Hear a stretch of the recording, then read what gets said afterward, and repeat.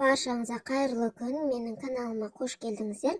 Бүгін сіздерге осындай өте дәмді әрі жұмсақ болып шығатын бауырсақтың рецептімен бөліскім келіп тұр. Бұл рецепт өзіме қатты ұнап қалды. Міндетті түрде сіздер де жасап көріңіздер. Видеоның соңына дейін менімен бірге болыңыздар.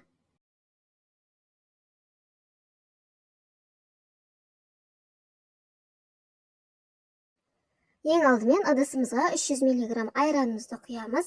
Айранды міндетті түрде жылытып аламыз.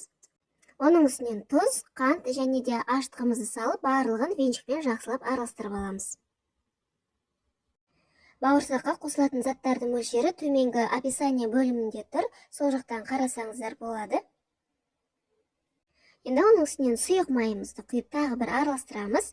Бір жұмыртқамызды жарып, тағы да венчикпен жақсылап араластырып аламыз. Барлығын жақсылап араластырып болғаннан кейін ұнымызды саламыз. Ұнның барлығын салмаймыз, тек жартысын салып, лопаткамен жақсылап бір араластырып аламыз. Енді қалған ұнымызды салып, жұмсақ қамыр елейтін боламыз.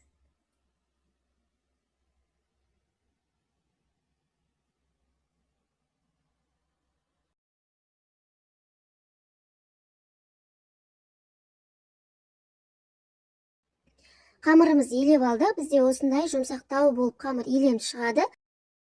Бетін жауып жылы жерге 1-1,5 сағаттай көтерілгенше қоямыз. Біздің қамырымыз ашып көтерілді. Қамырымызды енді ыдысымыздан босатып, бауырсағымызды жаятын боламыз.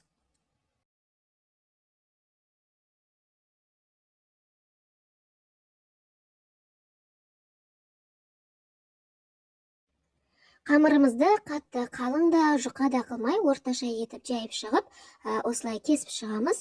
Сіздер қалауларыңызша өздеріңіздің қалаған формаларыңызда кессеңіздер де болады.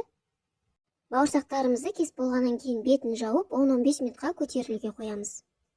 Енді табада қысып тұрған майымызға бауырсақтарымызды салып, осылай пісіріп аламыз.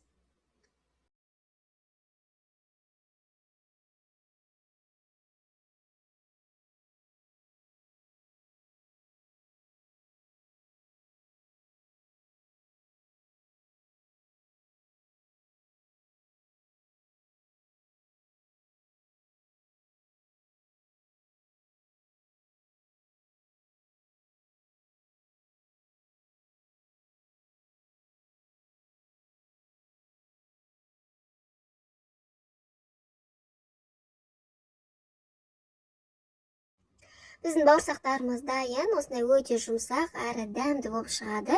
Міндетті түрде жасап көріңіздер. Әсіресе қонақтардың алдына пісіргенге де өте жақсы екен. Видеом сіздерге ұнаса, лайк басып каналыма тіркелуді ұмытпаңыздар. Видеоның соңына дейін менімен бірге болғандарыңызға рахмет. Келесі кездескенше.